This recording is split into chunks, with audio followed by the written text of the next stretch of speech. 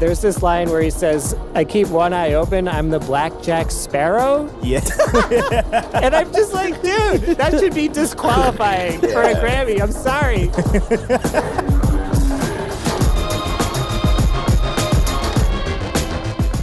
All right, what's up, guys? Welcome to Waste or Taste, the new music podcast from us fine folks at Hearing Things. I'm your host, Jill Mapes, and I'm joined again in the studio today by my fellow Hearing Things founders, Dylan Green, Ryan Dombal. What's up? Welcome back to the program. Wagwan. Happy to be back for the first time in 2025 with some Grammy talk. Oh, you spoiled it. You spoiled what we're getting into. Oh, sorry. It's that time of year.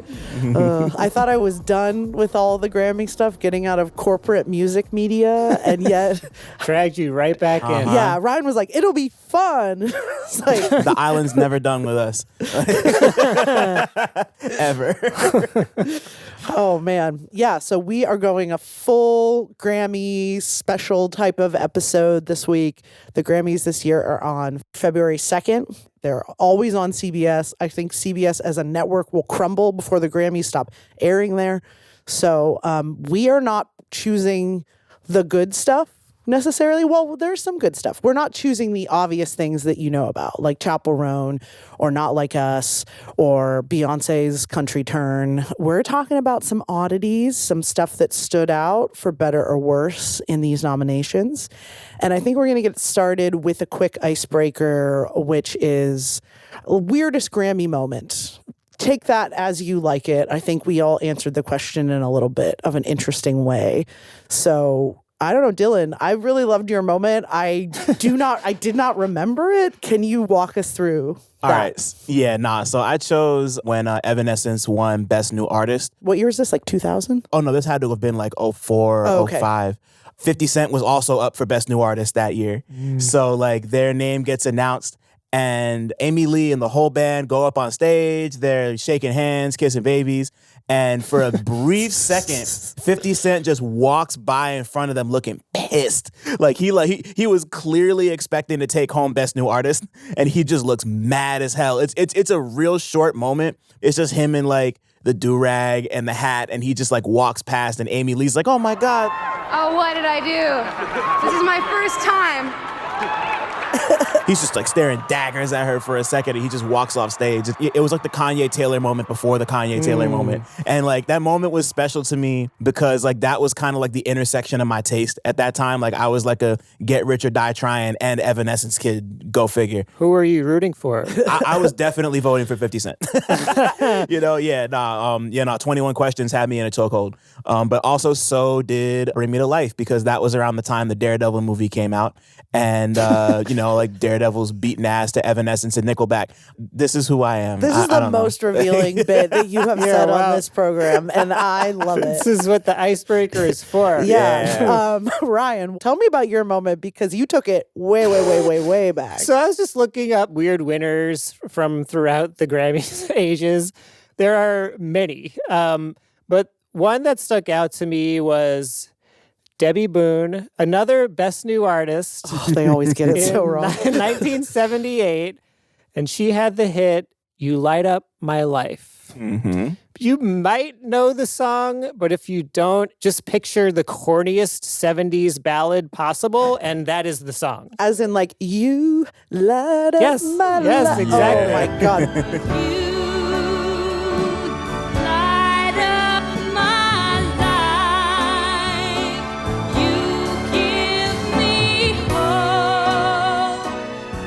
So I looked this up, and I was just doing a little research. I was like, who's Debbie Boone? I didn't really know. I kind of knew this song, but not really. She's Pat Boone's daughter, so classic Nepo baby action. Mm-hmm. Pat Boone is one of the corniest pop singers in history, and country singer as well. Also a neighbor to the Osbournes during their famous Osbournes TV show. Okay. That was a really fun little side character. Sorry, that's a little about my teenage years, was loving that reality show. Continue, Ryan. So the corniness runs in the family, basically. He was very corny. She's very corny. And that is probably why she was famous. She didn't really do anything else after that. Well, she won that Grammy, so she won the good. Grammy, Hey, man. but she fast forward. So I have two things about this. One of them is fast forward to 2012. She was the spokesperson for something called Lifestyle Lift. And this is a sham plastic surgery company that she was the spokeswoman for. And of course, all the commercials are like, I'm Debbie Boone, here to light up your life and lift up your face. Have you ever wanted to recapture your youth? Think about how amazing it would feel to look in the mirror and see yourself the way you looked years ago. Before Lifestyle Lift, I would look in the mirror and I'd see an aging man. She looks fabulous, honestly. Like in the commercials, this is like 2012. She's probably getting up there at that point. And of course, this company was like sued into oblivion because like these were the cheapest facelifts known to man. And like there's this expose about all these people who are like, they didn't do anything. But anyway, so she won this Best New Artist in 1978, right? I was looking up some of the albums that came out in 1977, like Best New Artist type albums in the same year that, you know, was for contention. The Sex Pistols. Wow. They would never. Elvis Costello. Current Grammy darling, I might say. Yeah. Talking Heads could have been Best New Artist. Peter Gabriel's solo album came out. Another person who's probably won a lot of Grammys since then. Yeah. Chic. Ooh. Oh, man. Grace Nile. Jones' debut album. God. Teddy Pendergrass. None of these people were even nominated. Okay? Wow, man. Like the nominations besides Debbie Boone, Stephen Bishop. Who's that? Yeah, exactly. Sean Cassidy, Aw, don't come for him. Partridge Family. Foreigner, and Andy Gibb solo, I guess. Just so wrong on every level, and just really speaks to how backwards the Grammys are. All those people could have been nominated and weren't, and it was literally Debbie Boone, Deborah, if you're nasty. That's like, I actually have an anecdote about this song. The first time I ever heard it was, can't believe I'm about to say this. The first time I ever heard this song was in, it was covered in the film Happiness by Todd Solondz. Okay. Oh, yeah. I don't know who listening knows anything about Happiness. I can't describe what that movie's about in public. It's go look it up. But yeah, there's a character who covers "You Light Up My Life" near the end of Happiness. He's a Russian immigrant who's trying to scam a woman who teaches English to newly arriving immigrants in suburban New Jersey. Go watch Happiness. Wow. You probably won't thank me later. Y'all are probably going to complain about it. And I wouldn't blame you. It's a crazy movie. But yeah, that's the first time I ever heard that song. And I didn't realize it was a Boone song. So yeah, there you go. In the dark, but now you've come along. You light up my life. You give me hope to carry on. I love when like really great directors take some shit like that or like the Carpenters and make it all dark and twisted. Yeah. Like I appreciate it because I feel like I listen to stuff like that and it's so over the top that you're like, this has to be a joke. Like this is the heart of darkness, truly. This is so rosy that it's evil, right? Yeah. Yeah, well, I have another confusing win. It is not as confusing as Debbie Boone. I don't know what could be, possibly. Who is? Mine, I actually remember watching happen on television, and I was happy. It was in 2001. I was 12. And Steely Dan, for their album Two Against Nature, won Album of the Year against such albums as Kid A, as Beck's Midnight Vultures, as the Marshall Mathers LP by Eminem, and a Paul Simon record that I certainly don't remember. Yeah. And it's just absolutely bonkers. Steely Dan was such a big band in my house at this time. My brother was like listening to Donald Fagen solo records like in middle school being like, this shit's so funny. My dad's like Asia is like required listening before I'm 10. And it's funny because like I really like the Steely Dan albums like Pretzel Logic and Katie Lied like a little bit earlier. And my dad, I don't think was like quite cool enough to be, he's like Asia, the really big one. He's like, that's my guy. And then Two Against Nature was just like a massive album that played all the time in my house. And so I was pumped because I was not listening to Midnight Vultures or Kid A when I was 12, but I was rocking Two Against Nature. I mean, the title track on that still goes, like still fucking goes. Pipe it in right now, producers. Beautiful housewife in deep distress. Dash for you, deserve the very best. Two against nature, they got that stuff. Good things happening, and we'll see about it. Two against nature, love this game. I love how you're the only 12-year-old in America who's fucking pumped on Steely Dan's Two Against Nature, winning that Grammy. Yeah, and like award shows were like a big deal for me. Like I always liked watching them, and I had a little old-fashioned TV with like an antenna in my room, and it would only get like the 3 channels. And you know, I wouldn't really stay up watching TV on it because there's only 3 channels, but award shows, oh my God, so many Grammys, so many Oscars, just like in my little bed on my little black and white TV. Black and white TV. Wow, man. What is happening? Ohio is like permanently stuck in 1979. I don't know what This to is tell 2001, right? Yeah, but All right. I love this picture. Wow. anyway, I just want to shout out little me for loving this old boomer shit. Now I'd be like, what the fuck is this? What are we doing? Steely Dan winning, but 2001, I was all about it. Nice. Yeah. Wow. This is why I love Icebreaker, because we just like have a little story time. We're going to get into the main segment, some Knives Out, some Waster Taste. For the 2025. For the 2025, to be clear. Grammys. Yeah. Stuff that's stuck out to us. Yeah.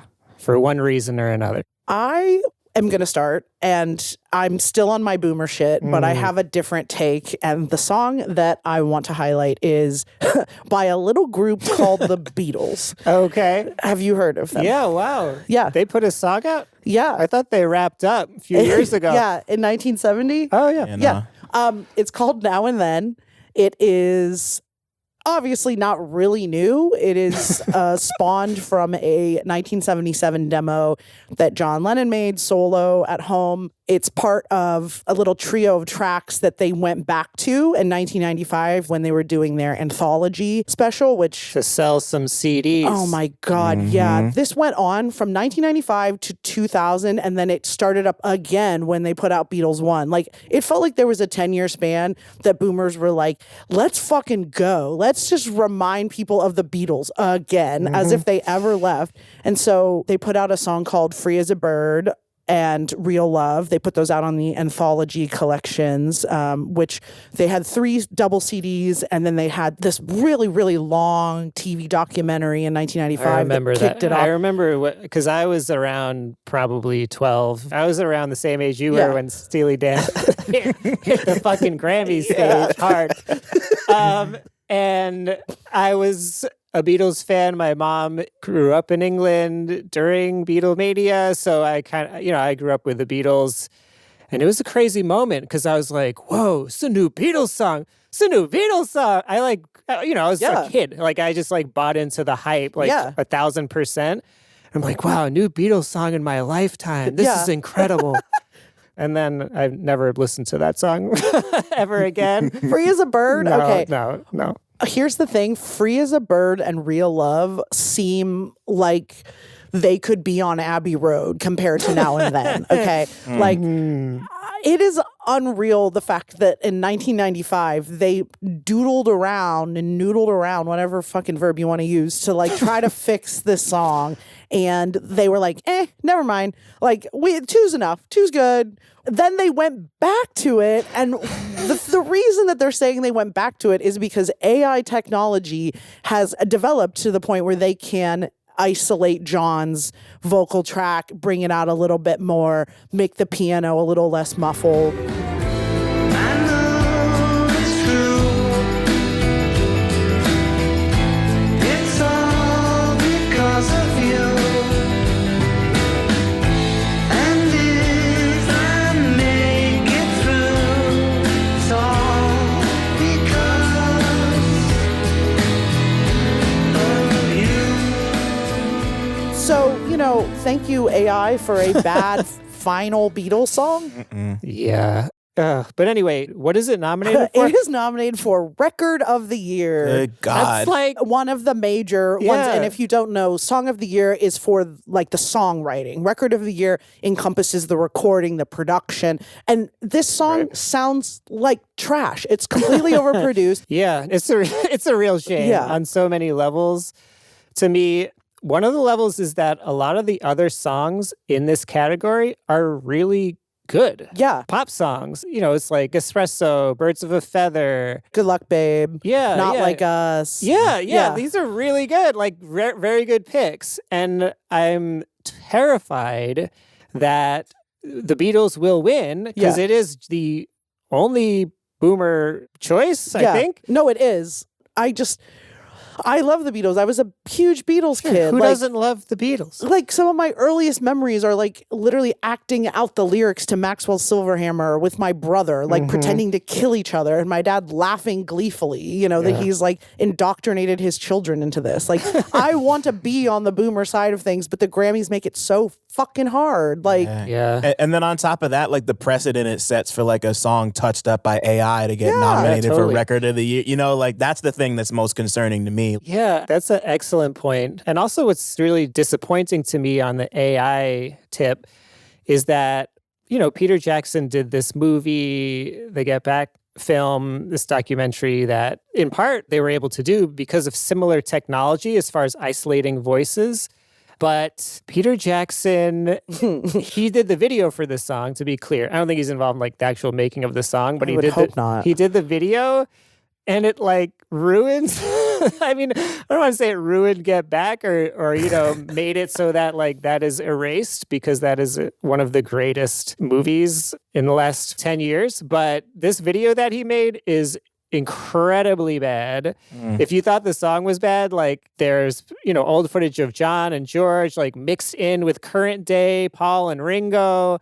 You know, if you listen to the demo of this song from the late 70s, it's really sad. Yeah. Like it's very nostalgic and sad and kind of regretful. And very classic John in that way. Yeah. And then in this video, he's like hamming it up. Like old John is hamming it up. And I'm like, what are we doing here?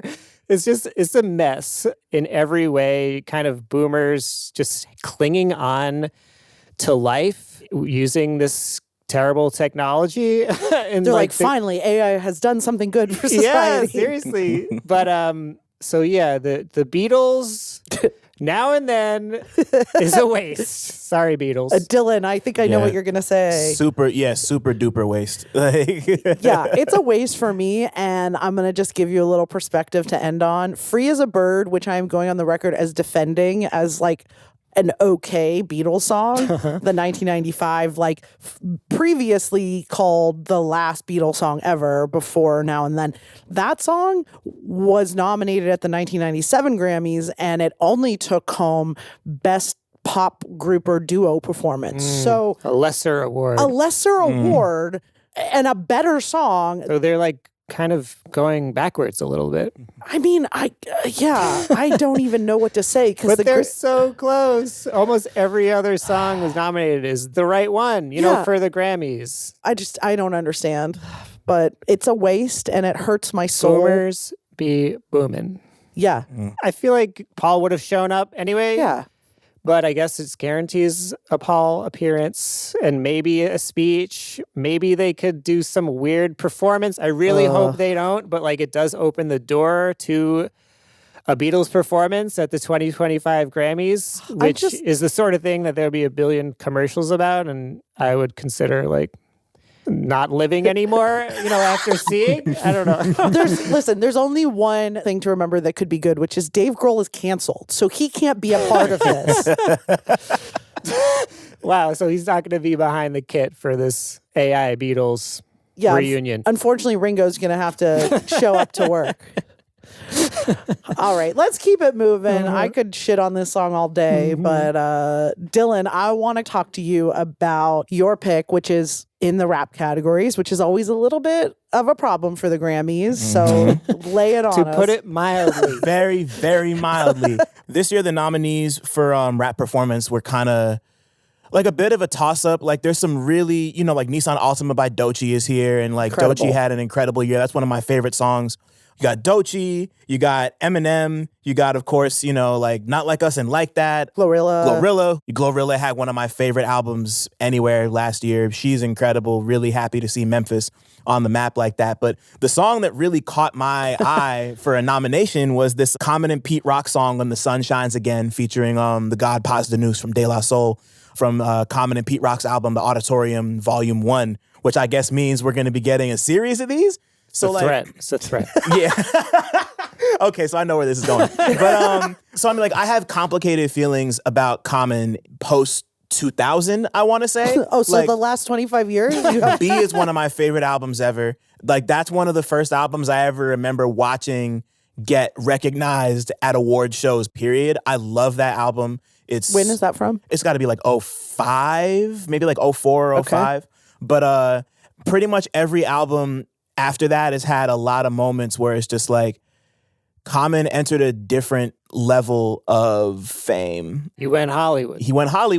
He had already been acting at that point, but like he started doing Microsoft commercials and like he was wearing turtlenecks. Yeah, he's got a closet full of turtlenecks like his name's like, Steve Jobs. Like it's absolutely absurd. He fully transitioned into like coffee house and like dinner party rap. Like in like a very like squeaky clean, safe sort of way. But it did make me happy to see that him and Pete Rock came together to just like make a project because like Pete Rock's one of the greatest producers to ever live. And I didn't love this album, but this song, I heard it and I was like, oh, like it was like immediately like, it feels so warm and it's sunny and I'm just like, this is cool. I sit niggas down like a maitre d'. Money ain't swaying me, that's the Dave in me. Some took shots over bars, they ain't grazing me. The way I move from A to B, they hate to see the Hawkins sang a song for me to live gratefully. I love Paz de News. He's, to me, one of the most underrated rappers to ever touch the mic. Like De La kind of put Common on, so it was nice to see them come together again and, just do their version of like middle-aged hip-hop. This version of it just worked for me. All right. So the way you're so positive about the song and, Common's such a positive artist and the song is also very positive. It uses Roy Ayers' sample. Everybody Loves the Sunshine. It's his most famous song. There's a lot of rays. There's a lot of like rays shining through the window of this song. And I can't argue that this is a nice song, but that's kind of the problem. To me, this is exactly what the Grammys would be nominating in a bad way. And in this category, there are way better options. There's Not Like Us. Of course. Like for Doechii, like her song that's nominated is Nissan Altima. I feel like Denial is a River. Yeah. They really missed an opportunity. Yeah, that's the one. Wristwatch, drip drop, label want the TikToks. Now I'm making TikTok music. What the fuck? I need a cleanse, need a detox, but we ain't got time to stop. The charts need us. Fast forward me. It is kind of like a Grammys song, too. Like, it kind of harkens back to that same 90s era that you're talking about, that like Common and Pete Rock are harkening back to with this song. But it's a new artist with new things to say, and it's much better. Common on this song is literally just recounting his own life story for the 18,000th time. Yeah. And I'm like, I've heard this. I don't need to hear it again. There's nothing that's bringing me in. There's one line I had to point out, though. Common is kind of, at this point, he's just known for like eye roll lyrics. It's like, that's part of it. He's just like your uncle who says like corny shit, which is okay sometimes, but when you're against Not Like Us, like, yeah, really? like you really got to come with your A game for sure. Like, but anyway, there's this line where he says, I keep one eye open, I'm the Black Jack Sparrow. Yeah. And I'm just like, dude, that should be disqualifying for a Grammy. I'm sorry. Yeah. Even with all the Grammys, we're saying the Grammys are bullshit anyway. But that said, sir, you are the star of a Disney franchise about pirates? Given he went Hollywood, maybe this is like, he's like seeding ideas into the studio system. Like Johnny Depp is probably not going to come back. They're not going to ask him back. Right. No, hell no. You know what? Hollywood could do anything. Right. And also, I want to clarify that like, This song isn't amazing to me, but it's not touching him in his prime. I'm more just happy that like him and Paz News came together and did their thing. Yeah. And yeah, I mean like the Auditorium Volume 1 is very much made for people who wore Newsies hats out on the street and weren't pushing newspapers. That's the type of project this is. You know, this one is so hard for me because I don't think it's offensive the way that like Eminem's Houdini is or something. Sure. But it's like between a waste and taste, just like forgettable. I mean, if something's forgettable, it's a waste. Okay, fine. By those rules. That's fair. I get it. Yeah. The one thing we all can't deny, Common has the best rap hands in hip hop history, period. No, that's true. Yeah. Man, Common should be part Italian. He'd really fit in. Yeah. I mean, it's a waste for me, if you couldn't tell. I guess it's a waste because you called my, like, if it's forgettable, then it's a waste. So it's true. Dylan. I'm going to call it a taste. Yeah, you know? you got to rap. Shout out. Shout out to everyone. Ryan, you're going to save us with this next pick. It's a little bit more innovative and a little bit shocking that it's up for a Grammy in a good way, in my opinion. Tell us about it. So yeah, here's another artist, not quite as old as Paul McCartney, older than Common, Kim Gordon, formerly of Sonic Youth fame, the legend, the icon. One of the coolest people ever. Yeah. She released an album last year called The Collective, and her song Bye Bye is up for Best Alternative Music Performance. It marks her first ever Grammy nomination. Her album, The Collective, was also nominated for Best Alternative Music Album this year. So just start off, that is insane. You know, that Kim Gordon has never been nominated for a Grammy for Sonic Youth or anything that she's ever done. That is a huge mistake. And, you know, this is an example of the Grammys trying to make it right after the fact. Kind of like Pete Rock. You know, I imagine he was never nominated either, probably before this. And it's an example of Grammys trying to make good in the right way, because this song is incredible. Yeah. She's currently 71. I feel weird. I don't know. It's so cool that she's 71. I was listening to an interview with one of the producers of this song, Justin Raisin, and he said that he was cooking up beats that he was planning to present to Playboi Carti. Sounds about right. And he was working on these instrumentals, and at some point he was just like, I think this might be too fucked up, like for Playboi Carti. Let's give it to Kim Gordon instead. Which kind of tells you all you need to know. The fact that she is seen as someone who's willing to take more of a risk than, you know, one of the more radical rappers like of the last 5 years is incredible. And so that's the beat, right? It's this very noisy kind of industrial beat.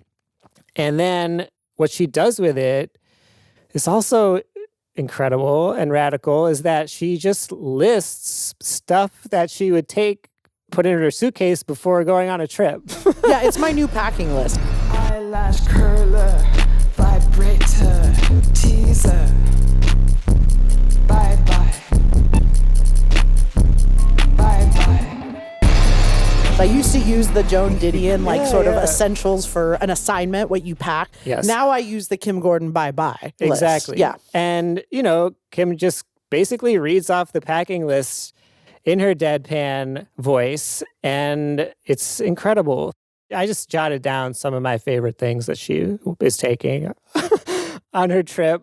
Contact solution, which is a must. Always essential. And also just such a weird thing to say in a song, like contact solution. I don't know, toothbrush is what you've heard someone say toothbrush in a song. You've never heard anyone say contact solution in a song. What about travel shampoo? Also, kind of very specific. Yeah. Power cord, medications, vibrator, earplugs. It's all of the piece. Foundation, contact solution, mascara, lip mask, eye mask, earplugs, travel shampoo, conditioner. She's just really going down this list. And what is cool, too, is that the song went a little viral at the start of last year, where people were doing like their own little packing videos like along to the song, which is very cute. And amazing. And then probably looking up Kim Gordon and being like, holy shit, this could be my grandmother. So it's just a feel-good choice and the right choice. And I'm really crossing my fingers that the Grammys can do something right for once and give Kim Gordon a damn trophy. I just love the idea that like late career Kim Gordon, industrial spoken word jammer that was too weird for Playboy Cardi is going to get her the Grammy finally. Like that's the feel good story. I would give anything for that. And, you know, there's some decent nominees in this category, like Fontaine's DC, which they are, you know, had a huge year. That makes sense. St. Vincent is just always nominated in these categories. Nick Cave is up. And then Cage the Elephant, the epitome of the Grammy rock band. That's the Grammy's idea of alternative and rock music is Cage the Elephant. So I really hope they don't win. Yeah, me I will too. throw myself off the building if they win again. Yeah, I mean, like outside of No Rest for the Wicked being the Borderlands theme song, like I like that's all I got for Dylan, Cage the stay Elephant. Dylan. Come on, man. Yeah, Dylan, what do you make of this? So like I remember when this came out and the first words I heard were, "Oh, Kim Gordon dropped a rap album." I was like, "Huh?" Like I mean, of course, like I know who Kim Gordon is. I know Sonic Youth. Like it's a song that caught my ear. I love industrial shit like this. I love like big cacophonous clanging. Like this is very much comfort zone stuff for me, and like I like it a lot, and I'm not mad at it. I'm glad to hear that. It's a taste for me. Yeah, it's an easy taste. Yeah, it's a taste. This song is tight. Man, I didn't expect that I'd be going into Grammy night being like Kim Gordon or bust, even though that award is going to be decided like in the pre-show telecast. Sure. Like you have no idea. Who knows if she's going to go? I hope she goes and wears like a fucking great outfit. Yeah. So I'm rooting for her. I think we're all rooting for her. Yeah, and I think it's just kind of how to grow old gracefully. You know, like we've been talking a lot about older artists, and on this podcast, it's hard not to talk about older artists when you're talking about the Grammys. That's just how it is. If she decided to take a Sonic Youth demo from whatever 1986 and AI it, like that would no one wants that, and she would never do that. No, she would never. So you know. Yeah. How to age gracefully in music? No. Yes, and in the middle somewhere. So kind of got the variety there. There's tons of new, current pop hits that will be on the Grammys, of course. It just didn't seem worth talking about whether Good Luck Babe is good for the millionth time. We know. Yeah, like it's good. it's easy. Yeah, easy. So hopefully you were turned on to some interesting Grammy trivia or some nominations that you didn't realize were happening. It's very easy to just like question why they matter as an institution. And I think you can still watch them and find good things about them, even if you're kind of skeptical of what role they actually serve. Obviously, they mean a lot to artists. So that alone is like the whole industry is playing towards that game. Yeah, it's kind of embarrassing, but there's a little bit of me that is still like the 12-year-old Jill, like looking forward to an award show. Yeah. You know, I'll watch the Grammys. I'll watch it, yeah. There's usually a few good things happening. But yeah, some nice surprises like Kim, that would be great. Yeah, no, as long as they don't got Trevor Noah hosting again, go Gadget Grandma.